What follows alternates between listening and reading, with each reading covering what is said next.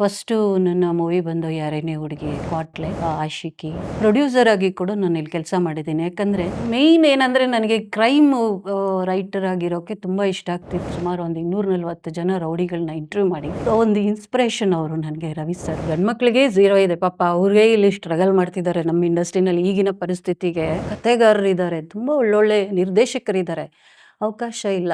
ಯಾಕೆ ಅಂದ್ರೆ major problem ಹೆಣ್ಮಕ್ಳು ಅಂತ ಬಂದಾಗ ಸರ್ ತುಂಬಾ ಸ್ಟ್ರಗಲ್ ಮಾಡ್ಬೇಕು. ನಾವ್ ಆಗ್ತಾ ಇರೋ ದುಡ್ಡು ನಾವ್ ತಗೋತಾ ಇಲ್ಲ, ನಾವ್ ಅವ್ರನ್ನ ಬೆಳೆಸ್ತಾ ಇದೀವಿ ಎಲ್ರಿಗೂ. ಎಲ್ಲ ಸಿನಿಮಾಗಳು ಇಲ್ಲಿ ಸಿಗೋವಾಗ ನಾನು ಯಾಕೆ ಸಿನಿಮಾಗೆ ದುಡ್ಡು ಕೊಟ್ಟು ಹೋಗ್ತೀನಿ.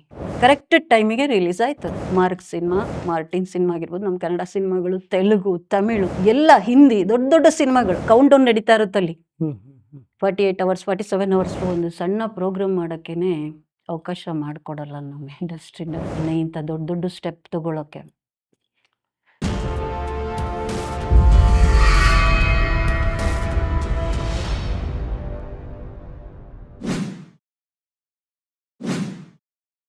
Investing in cinemas without cinema knowledge is injurious to you, your family, and the audience too. अन्नदाता सुखी भव।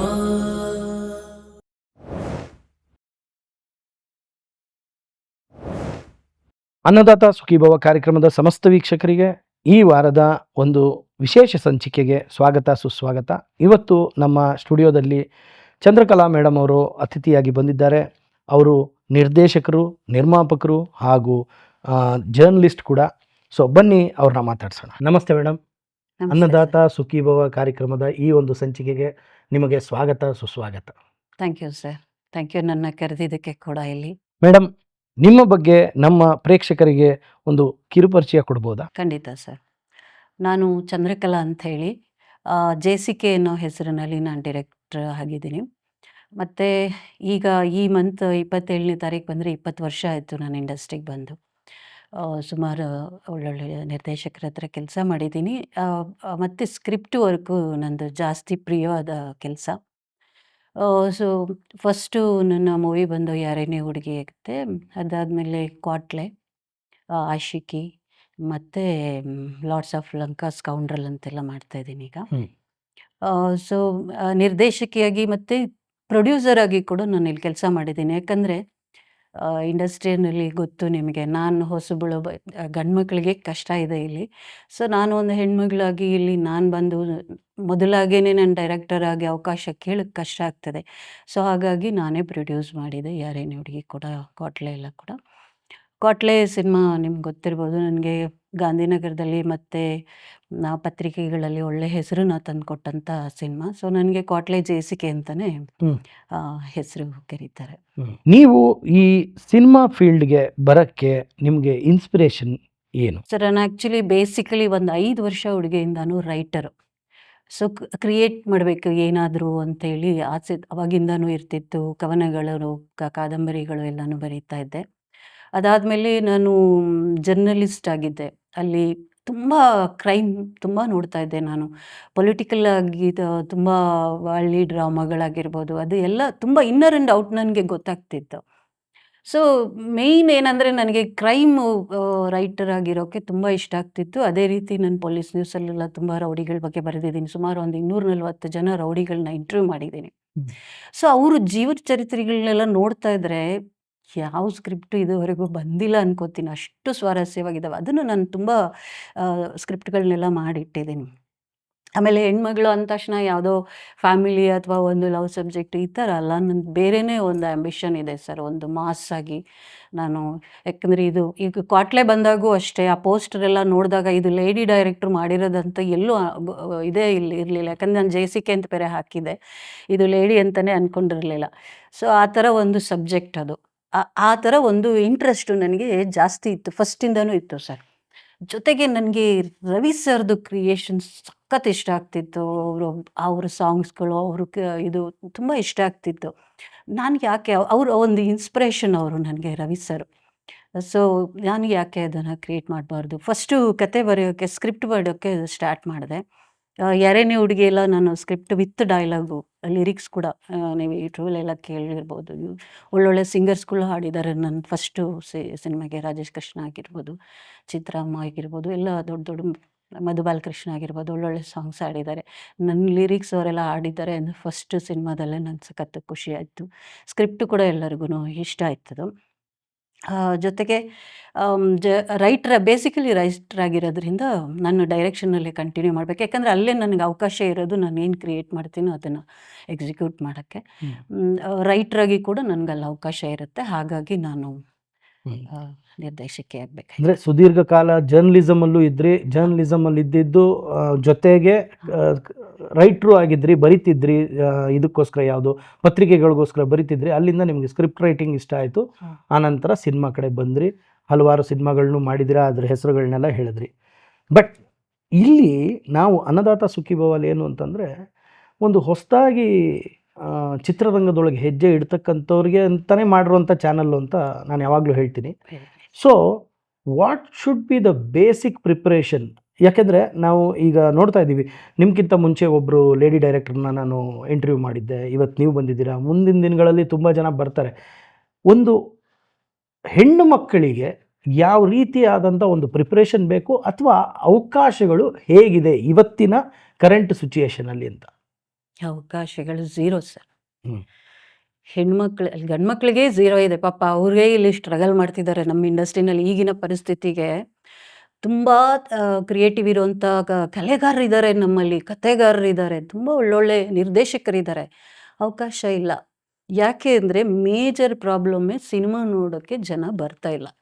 ಜೊತೆಗೆ ಇಲ್ಲಿ ಮೇಯ್ನು ಹೆಣ್ಮಕ್ಳು ಅಂತ ಬಂದಾಗ ಸರ್ ತುಂಬ ಸ್ಟ್ರಗಲ್ ಮಾಡಬೇಕು. 20 ವರ್ಷ ನೀವೇ ಲೆಕ್ಕ ಹಾಕ್ಕೊಳ್ಳಿ ಸರ್. ನಾನು ಬೆರಳೆಣಿಕೆ ಎಷ್ಟು ಸಿನಿಮಾ ಮಾಡಿದ್ದೀನಿ. ಅದು ನಾನು ಪ್ರೊಡ್ಯೂಸ್ ಮಾಡಿ ನಾನೇನು ಅಂತ ಒಂದು ಪ್ರೂವ್ ಮಾಡಿ ಇವತ್ತಿಗೂ ಓಪನ್ ಮಾಡಿದ್ರೆ ನಾನೇನು ಶಾರ್ಟ್ಸ್ ತೆಗೆದಿದ್ದೀನಿ ಎಲ್ಲ ನೋಡಿ ತುಂಬ ದೊಡ್ಡ ದೊಡ್ಡ ಹೀರೋಗಳಿಗೂ ಕೂಡ ನಾನು ಕತೆ ಹೇಳಿದ್ದೀನಿ. ಎಲ್ಲ ಆಲ್ಮೋಸ್ಟ್ ಸುದೀಪ್ ಸರು, ದರ್ಶನ್ ಸರಿಗೆ ಬಿಟ್ಟು ಆಲ್ಮೋಸ್ಟ್ ಎಲ್ರಿಗೂ ನಾನು ಕತೆ ಹೇಳಿದ್ದೀನಿ. ಎಲ್ರಿಗೂ ಇಷ್ಟ ಆಗಿದೆ, ಕ್ಲಾಪ್ಸ್ ಮಾಡಿದ್ದಾರೆ ನನ್ನ ಕತೆಗೆ. ಅವಕಾಶ ಇಲ್ಲ. ಯಾಕಂದರೆ ಭಯ ಅವ್ರಿಗೆ. ನನಗೆ ಗೊತ್ತಿಲ್ಲ ಏನಕ್ಕೆ ಭಯ ಪಡ್ತಾರೆ. ಎಲ್ಲ ಇಂಡಸ್ಟ್ರಿನಲ್ಲೂ ಹೆಣ್ಮಕ್ಳು ಡೈರೆಕ್ಷನ್ ಒಂದು ಹೆಸರಿದೆ ಸರ್. ಏನು ಸಾಲಿದೆ ಗಂಡು ಮಕ್ಕಳದು, ಒಂದು ದೊಡ್ಡ ದೊಡ್ಡ ಡೈರೆಕ್ಟ್ರ್ ಸಾಲಿನಲ್ಲಿ ಹೆಣ್ಮಕ್ಳು ಹೆಣ್ಣು ಡೈರೆಕ್ಟ್ರುಗಳ ಇದಿದೆ, ಲಿಸ್ಟ್ ಇದೆ. ನಮ್ಮಲ್ಲಿ ಇಲ್ಲ, ಕಷ್ಟ. ಇಲ್ಲಿ ಬಲವಾಗಿರುವ ವ್ಯಕ್ತಿ ಬದುಕಬಹುದು, ಹೆಣ್ಣಾಗಲಿ ಗಂಡಾಗಲಿ ಅಷ್ಟೇ. ಇಲ್ಲಿಗೆ ವಾಲಂಟ್ರಿಯಾಗಿ ಯಾರು ನೀವು ಹೆಣ್ಮಕ್ಳು ಅಂತ 100% ನಮಗೆ ಅವಕಾಶನೂ ಕೊಡಲ್ಲ, ಸಾಧ್ಯನೂ ಇಲ್ಲ. ಹೊಸದಾಗಿ ಚಿತ್ರರಂಗಕ್ಕೆ ಬರುವಂಥವರಿಗೆ ಯಾವ ರೀತಿ ಪ್ರಿಪ್ರೇಷನ್ ಇರಬೇಕು ಅನ್ನೋದ್ರ ಬಗ್ಗೆ ನಿಮ್ಮ ಸಜೆಷನ್ ಕೊಡ್ತೀರಾ? ಖಂಡಿತ ಸರ್. ಮೇಯ್ನ್ ಏನಂದರೆ ಎಜುಕೇಷನ್ನು. ಅಂದರೆ ನಾನು ಹೇಳ್ತಾ ಇರೋದು ಅವ್ರ ಕ್ವಾಲಿಫಿಕೇಷನು ಡಿಗ್ರಿ ಆ ಥರ ಅಲ್ಲ, ಸಿನಿಮಾ ಎಜುಕೇಷನ್ನು ತುಂಬ ಇಂಪಾರ್ಟೆಂಟ್ ಇದೆ ಇಲ್ಲಿ.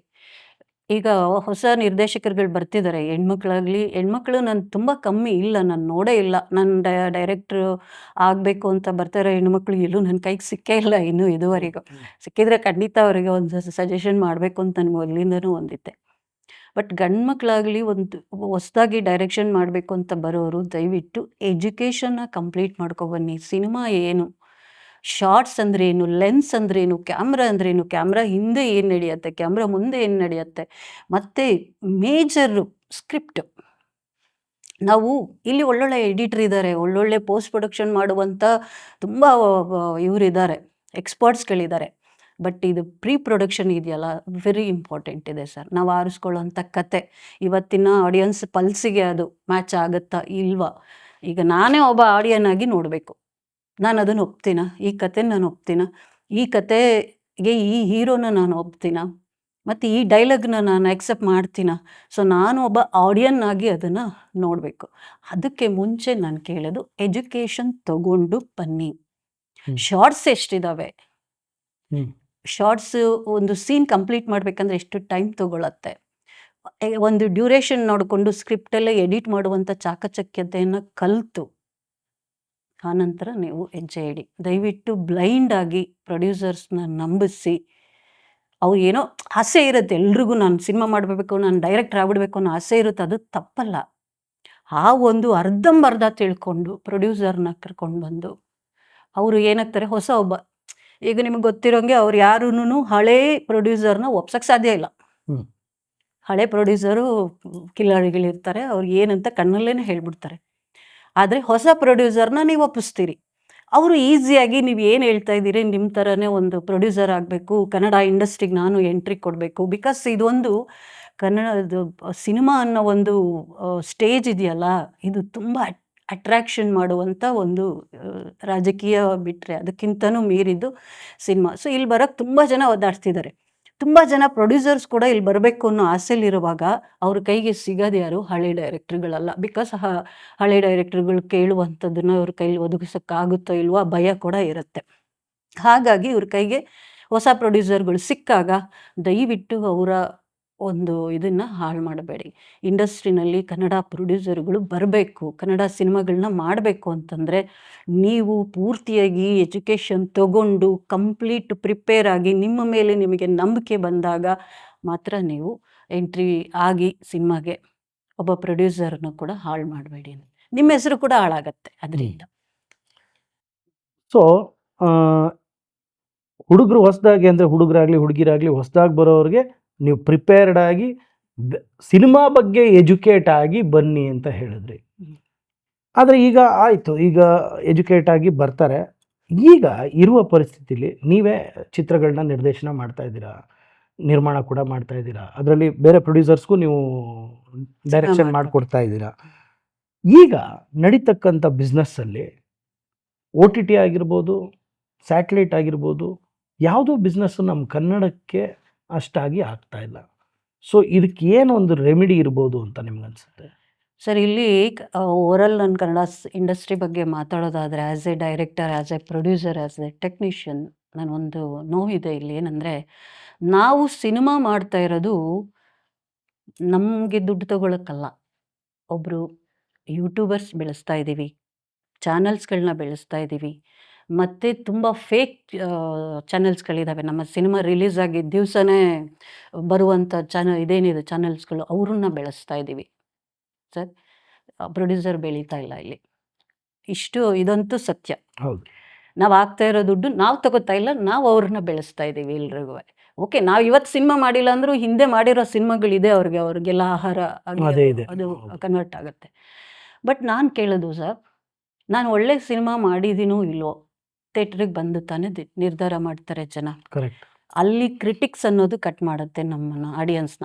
ಮೊದಲೇ ಆಡಿಯನ್ಸ್ ಬರ್ತಿಲ್ಲ, ಇವತ್ತಿಷ್ಟದ ಮೊಬೈಲ್ ಇಟ್ಕೊಂಡ್ರೆ ಏನು ಬೇಕು ನಿಮ್ಗೆ, ಯಾವ ಸಿನಿಮಾ ಬೇಕು ಹೇಳಿ, ನಾನು ಇಲ್ಲಿ ಪ್ಲೇ ಮಾಡಿ ತೋರಿಸ್ತೀನಿ. ಯಾವ ಸಿನಿಮಾ ಬೇಕಾಗುತ್ತೆ? ನಿನ್ನೆ ರಿಲೀಸ್ ಆಗಿರೋ ಸಿನಿಮಾ ಬೇಕಾ? ನಾನೊಂದು ಸಾಧಾರಣ ಹೆಣ್ಮಗಳು ಡೈರೆಕ್ಟ್ರು, ನನ್ನ ಕೈಗೆ ಸಿಗತ್ತಾ ಸಿನಿಮಾಗಳು ಅಂದರೆ? ನಾನು ಇಂಡಸ್ಟ್ರಿಯಲ್ಲಿ ಇದ್ಕೊಂಡು ಆಡಿಯನ್ಸಿಗೆ ಸಿಗ್ತಲ್ವ ಸರ್? ಎಲ್ಲ ಸಿನಿಮಾಗಳು ಇಲ್ಲಿ ಸಿಗೋವಾಗ ನಾನು ಯಾಕೆ ಸಿನಿಮಾಗೆ ದುಡ್ಡು ಕೊಟ್ಟು ಹೋಗ್ತೀನಿ ಅಲ್ವಾ ಸರ್? ಮೇಜರ್ ಪ್ರಾಬ್ಲಮ್ಮು ಇಲ್ಲಿ.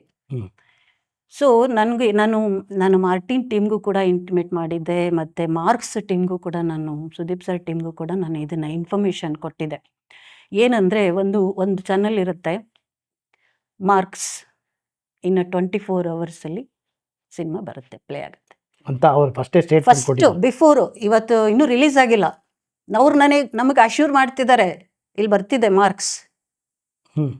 ಆಮೇಲೆ ಅದು ಫೇಕು ಕೂಡ ಅಲ್ಲ, ಅದನ್ನು ಚೆಕ್ ಮಾಡಿ ಕರೆಕ್ಟಾಗಿ 24 hours, first 48 hours count down ನಡೀತಾ ಇರುತ್ತಲ್ಲಿ, 48 ಅವರ್ಸ್ 47 ಅವರ್ಸ್. ಸೊ ನಾನು ಅದನ್ನು ಚೆಕ್ ಮಾಡ್ತಿದ್ದೀನಿ ಕೂಡ. ಏನಂದರೆ ಕರೆಕ್ಟ್ ಟೈಮಿಗೆ ರಿಲೀಸ್ ಆಯ್ತದೆ ಮಾರ್ಕ್ಸ್ ಸಿನಿಮಾ, ಮಾರ್ಟಿನ್ ಸಿನಿಮಾ ಆಗಿರ್ಬೋದು, ನಮ್ಮ ಕನ್ನಡ ಸಿನಿಮಾಗಳು, ತೆಲುಗು, ತಮಿಳು, ಎಲ್ಲ ಹಿಂದಿ ದೊಡ್ಡ ದೊಡ್ಡ ಸಿನಿಮಾಗಳು. ನಾವು ಯಾಕೆ ಹೋಗ್ತೀವಿ ಸರ್? ಓಕೆ, ಇದು ಚಿಕ್ಕ ಮೊಬೈಲಲ್ಲಿ ನಾನು ಸಿನಿಮಾ ನೋಡ್ತಾ ಇದ್ದೀನಿ, ನನಗೆ ಇಷ್ಟ ಆಗ್ತಿಲ್ಲ, ನಾನು ಥಿಯೇಟ್ರಲ್ಲೇ ನೋಡಬೇಕು ಅನ್ನೋದಾದರೆ ನಾನು ಇದನ್ನು ಟಿವಿಗೆ ಹಾಕ್ಕೊಂಡು ನೋಡ್ಬೋದು. ಓಕೆ ಸರ್, ದೊಡ್ಡ ಸ್ಕ್ರೀನಲ್ಲೇ ನಾನು ನೋಡ್ಬೋದು. ಈಗ ದುರಂಧರು ಎಲ್ಲರೂ ಥಿಯೇಟ್ರಿಗೆ ಹೋಗಿ ಅರ್ಧ ಜನ ಕೂಡ ನೋಡಿಲ್ಲ, ಎಲ್ಲರೂ ನೋಡಿದ್ದಾರೆ ಸಿನಿಮಾ, ಅರ್ಧ ಜನ ಮಾತ್ರ ಥಿಯೇಟ್ರಿಗೆ ಹೋಗಿ ನೋಡಿರ್ತೀನಿ. ಎಲ್ರಿಗೂ ಇನ್ನು ಅರ್ಧ ಆಡಿಯನ್ಸಿಗೆ ಮೊಬೈಲಲ್ಲಿ ಸಿಕ್ಕಿರೋದು. ಸೊ ನಾವು ಕನ್ನಡ ಸಿನಿಮಾದವರು, ನಾವು ಮೊದಲೇ ನಮ್ಮ ಆಡಿಯನ್ಸ್ಗಳು ತುಂಬ ಕಮ್ಮಿ ಇದ್ದೀವಿ ನಮ್ಮ ಕನ್ನಡ. ನಮ್ಮವರಿಗೆ ನೀವು ಆಡಿಯನ್ಸಿಗೆ ಈ ಥರ ಮೊಬೈಲಲ್ಲಿ ಸಿನಿಮಾ ಹಾಕಿ ಕೊಟ್ಬಿಟ್ರೆ ಸರ್, ಯಾರು ಸರ್ ಬರ್ತಾರೆ ಥಿಯೇಟ್ರಿಗೆ? ಸೊ ಥಿಯೇಟ್ರಿಗೆ ಜನ ಬರ್ತಿಲ್ಲ ಅಂದರೆ ಥಿಯೇಟ್ರು ಇಟ್ಕೊಂಡು ಥಿಯೇಟ್ರ್ ಓನರ್ ಏನು ಮಾಡ್ತಾರೆ? ಅವರು ಒಂದೊಂದೇ ಮುಚ್ತಾ ಬಂದರು. ಇವತ್ತು ನಮಗೆ ಸಿಂಗಲ್ ಥಿಯೇಟ್ರುಗಳು ಎಷ್ಟಿದಾವೆ ಹೌದು, ಕಡಿಮೆ ಕರ್ನಾಟಕದಲ್ಲಿ. ಮಲ್ಟಿಪ್ಲೆಕ್ಸ್ ಇದಾವೆ. ಮಲ್ಟಿಪ್ಲೆಕ್ಸಲ್ಲಿ ನಮಗೆ ಪರಭಾಷೆ ಚಿತ್ರಗಳೇ ಜಾಸ್ತಿ ಇರ್ತವೆ ನಮ್ಮ ಸಿನಿಮಾಗಳಿಗೆ. ಮಲ್ಟಿಪಲ್ ಆಪ್ಷನ್ಸ್ ಇದೆ. ಸೊ ಸೊ ಹಾಗಾಗಿ ನಮ್ಮ ಕನ್ನಡ ಸಿನಿಮಾಗಳಿಗೆ ಫಸ್ಟು ನಾವು ಆಡಿಯನ್ಸಿಗೆ ತೋರ್ಸೋಕ್ಕೆ ಏನು ಮಾಡಬೇಕು, ಅದೇನೆ. ನಾನೀಗ ಎಲೆಕ್ಷನಲ್ಲಿ ಗೆದ್ದು ನಾನು ಸೆಕ್ಟರ್ ಕೌನ್ಸಿಲಲ್ಲಿದ್ದೆ. ಈಗ EC ಮೆಂಬರ್ ಆಗಿ ಕೂಡ ಬಂದಿದ್ದೀನಿ. ನಾನು ಸೆಕ್ಟರ್ ಆದಾಗಿಂದನೂ ಕೂಡ ನನ್ನ ವಾದ ಇದೇನೆ, ಹ್ಮ್.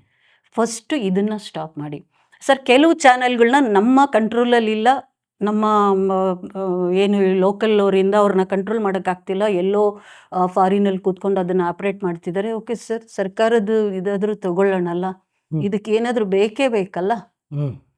ಇದು ಸರಿ ಹೋದರೆ ಥಿಯೇಟ್ರಿಗೆ ಜನ ಖಂಡಿತ ಬರ್ತಾರೆ. ಆಮೇಲೆ ಇವತ್ತು ಇನ್ಸ್ಟಾಗ್ರಾಮು, ಇನ್ನೊಂದು ಫೇಸ್ಬುಕ್ಕು ಅನ್ನೋ ಒಂದು ಇದೆಲ್ಲ ಬಂದು ಸ್ಕ್ರೋಲ್ ಮಾಡ್ತಾ ಕೂತಿರುವಾಗ ನನಗೆ ಸಿನಿಮಾ ಕಡೆ ಇದೇ ಬರಲ್ಲ. ಸಮಥಿಂಗ್ ಏನೋ. ಈಗ ನಾನು ಒಂದು ಎಕ್ಸಾಂಪಲ್ ಹೇಳಬೇಕು ಅಂತಂದರೆ, ನನ್ನ ಒಪಿನಿಯನ್ ಸರ್, ಇಷ್ಟು ವರ್ಷದ ನಾನು ತುಂಬ ಒಳ್ಳೆ ರೇಷ್ಮೆ ಸೀರೆ ಹಾಕ್ಕೊಂಡು ಮೈ ತುಂಬ ಒಡವೆ ಹಾಕ್ಕೊಂಡು ರೋಡಲ್ಲಿ ಹೋಗ್ತಾ ಇದ್ದಾರೆ ಕಾಮನ್. ಈಗ ಅದೇ ವಿಚಿತ್ರವಾಗಿ ಒಂದು ಪಲ್ಟಿ ಹಾಕೊಂಡು ಲಾಗ ಹಾಕೊಂಡು ಸಮಥಿಂಗ್ ಏನೋ ಹೋಗ್ತಾ ಇದ್ದಾರೆ, ಎಲ್ಲರೂ ತಿರುಗಿ ನೋಡ್ತಾರೆ.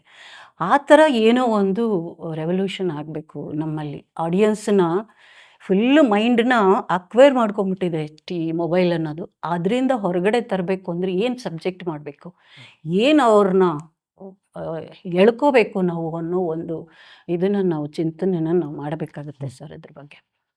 ಅಲ್ಲ, ಇದು ಆ್ಯಕ್ಚುಲ್ ಆಗಿ ನೀವು ಹೇಳಿದ ಕರೆಕ್ಟು. ಮೊಬೈಲ್ ಅನ್ನೋ ಒಂದು ಯಂತ್ರ ಏನಿದೆ ಅದು ಎಲ್ಲರನ್ನೂ ಆವರಿಸ್ಕೊಂಡ್ಬಿಟ್ಟಿದೆ. ಎಲ್ಲರೂ ಅದ್ರ ಕಡೆನೇ ಆಕರ್ಷಿತರಾಗ್ಬಿಟ್ಟಿದ್ದಾರೆ. ಹೌದು, ಯಾಕೆಂದರೆ ಕೈ ಎಟ್ಕುವಂಥ ಬೆಲೆ ಮತ್ತು ಕೈಗೆ ಎಟುಕುವಂಥ ಯಂತ್ರ ಇಲ್ಲೇ ಕಾಣುತ್ತೆ. ಸೊ ಎಲ್ಲೂ ಹೋಗ್ಬೇಕಾಗಿಲ್ಲ, ಕೂತಿದ್ದ ಕಡೆನೇ ಎಲ್ಲ ಥರ ಎಂಟರ್ಟೈನ್ಮೆಂಟು ತೊಗೋಬೋದು. ಹೌದು, ನಿಜ. ಆದರೆ ನಾವು ಈಗ ಒಂದು ಲೆಕ್ಕ ತೊಗೊಂಡ್ರೆ ಕೆಲವು ಜಾಗಗಳಿಗೆ ಹೋದರೆ ಮೊಬೈಲ್ ಈಸ್ ಪ್ರಾಹಿಬಿಟೆಡ್. ಅಲ್ಲಿ ಥಿಯೇಟ್ರ್ ಇದೆಯಾ ಸರ್? ಅಲ್ಲ, ಮೊಬೈಲ್ ಈಸ್ ಪ್ರಾಹಿಬಿಟೆಡ್. ಏನು ಅಂದರೆ ಕೆಲವು ಜಾಗಗಳನ್ನ ನೀವು ಮೊಬೈಲಲ್ಲಿ ಪಿಕ್ಚರೈಸ್ ಮಾಡೋಕ್ಕಾಗಲ್ಲ. ಕೆಲವು ಅಂದರೆ ನೀವು ಥಿಯೇಟ್ರಲ್ಲಿ ಅಲ್ಲಲ್ಲ, ನಾನು ಹೇಳ್ತಾ ಇರೋದು ಆಚೆ ಕಡೆನೇ. ಇವಾಗ ಫಾರ್ ಎಕ್ಸಾಂಪಲ್ ಯಾವುದೋ ಒಂದು ಹಿಸ್ಟಾರಿಕಲ್ ಪ್ಲೇಸ್ ಇರುತ್ತೆ ಅಂದ್ಕೊಳ್ಳಿ. Okay okay. ಅಲ್ಲಿ ಏನಕ್ಕೆ ಮೊಬೈಲ್ನ ಅವರು ರಿಸ್ಟ್ರಿಕ್ಟ್ ಮಾಡಿದ್ದಾರೆ ಅಥವಾ ಫೋಟೋಗ್ರಫಿನ ರಿಸ್ಟ್ರಿಕ್ಟ್ ಮಾಡಿದ್ದಾರೆ ಅಂದರೆ ಅದ್ರದ್ದೊಂದು ಐಡೆಂಟಿಟಿನ ಕಾಪಾಡ್ಕೊಳ್ಳೋಕ್ಕೆ. ಸೊ ಅದನ್ನ ಅದು ಒಂದು ನಿಮ್ಮ ಮೊಬೈಲಲ್ಲಿ ಸಿಗದೆ ಹೋದರೆ ಅದ್ರ ಇಂಪಾರ್ಟೆನ್ಸ್ ಅಲ್ಲೇ ಹೋಗಿ ಗೊತ್ತಾಗುತ್ತೆ ಅಂತ. ಫಾರ್ ಎಕ್ಸಾಂಪಲ್, ನೀವು ಒಂದು ಜಂಬೋ ಸರ್ಕಸ್ ಅಂತ ಹೋಗಿ, ಜಂಬೋ ಸರ್ಕಸ್ಗೆ ಹೋದ್ರೂ ಅಷ್ಟೇ ಅದ್ರದ್ದು ನೀವು ಮೊಬೈಲ್ ಹಿಂಗೆ ಎತ್ಕೊಂಡು ಹಿಂಗೆ ರೆಕಾರ್ಡ್ ಮಾಡ್ತಿದ್ದಂಗೆ ಯಾರಾದರೂ ಬಂದು ಹೇಳ್ತಾರೆ ಸರ್ ಬೇಡ ಅಂತ. ಅಂದರೆ ಆ ಸರ್ಕಸ್ಸು ಅಲ್ಲೇ ಬಂದು ಜನ ಕೂತ್ಕೊಂಡು ನೋಡಲಿ ಅನ್ನೋ ಥರ. So they are all maintaining their originality. But ನಾವು ಚಿತ್ರರಂಗದವರು ಇದಕ್ಕೆ ಮೊರೆ ಹೋಗಿದ್ದೇ ತಪ್ಪು. ಯಾಕೆಂದರೆ ನಾವು ಫಸ್ಟು OTT ರೈಟ್ಸ್ ಚೆನ್ನಾಗಿ ಸಿಗ್ತಾ ಇದೆ ಅಂತೇಳಿ OTT ಕೊಟ್ವಿ. ಸಿನಿಮಾ ರಿಲೀಸ್ ಆಗಿದ್ದು ಮಾರನೇ ವಾರಕ್ಕೇ OTT ರಿಲೀಸ್ ಆಗೋ ಥರ ಬಿಟ್ವಿ. ಅದಾದಮೇಲೆ ಯಾವುದೇ ಯೂಟ್ಯೂಬ್ ಚಾನಲಲ್ಲಿ ಅದು ಪೈರಸಿ ಆಗಿ ಬಂದ್ರೂ ಅಲ್ಲಿಗೆ ಕೊಟ್ಟಾಗಿದೆ ಇಲ್ಲಿಗೆ ಕೊಟ್ಟಾಗಿದೆ ಎಲ್ಲ ವ್ಯಾಪಾರ ಆಗೋಗಿದೆಯಲ್ಲ, ಬಂದ್ರು ಬರ್ಕೊಳ್ಳಿ ಅಂತ ಬಿಟ್ವಿ.